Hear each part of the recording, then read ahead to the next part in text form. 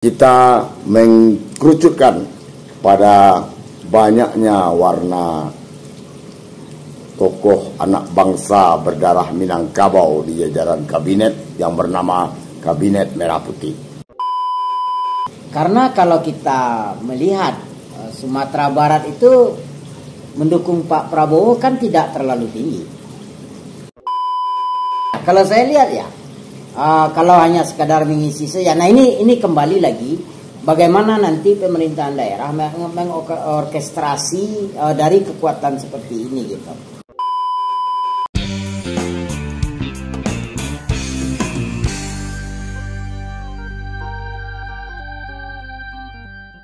Udah, selamat dah.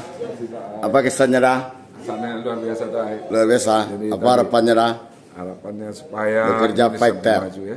Indonesia maju. Kabinet Indonesia Merah Putih mana? Ya, top. Siap. Selamat malam. Assalamualaikum warahmatullahi wabarakatuh. Ngobrol pintar bareng tuat kembali hadir malam ini dari Jakarta.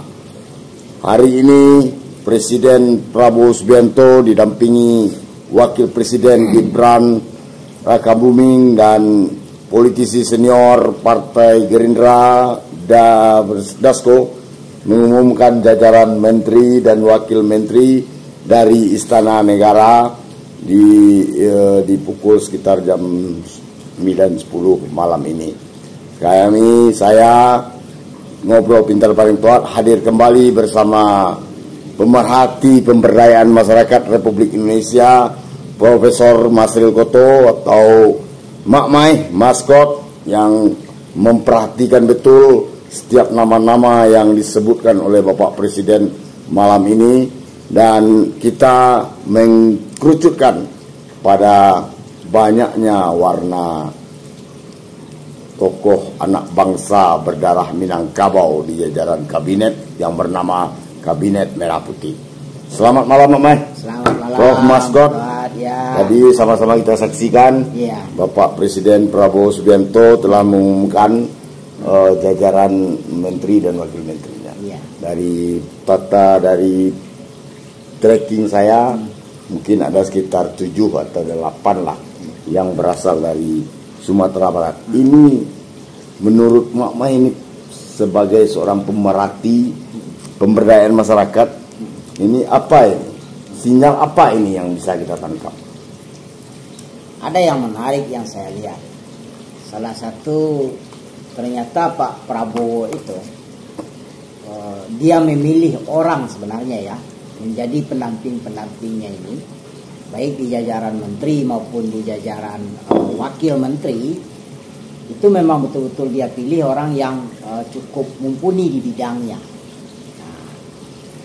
Mumpuni, kapabilitas, ya, integritas dan ya, segala-galanya. Ya, artinya memang betul-betul orang yang ini, orang yang mumpuni lah di dalam bidangnya.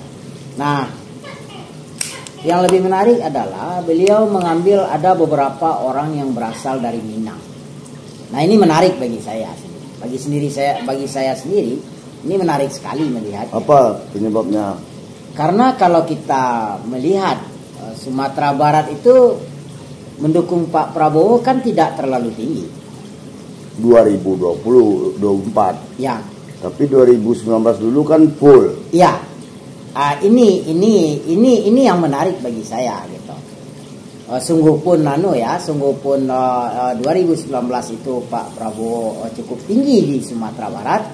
Tapi setelah itu beliau maju di 2024 ini, yang untuk 2024 ini beliau tidak setinggi itu di Sumatera Barat. Tapi kan beliau datang ke Sumatera Barat. Itu satu. Yang kedua, ternyata beliau juga melihat tokoh-tokoh dari Sumatera Barat itu sendiri sebagai pendampingnya.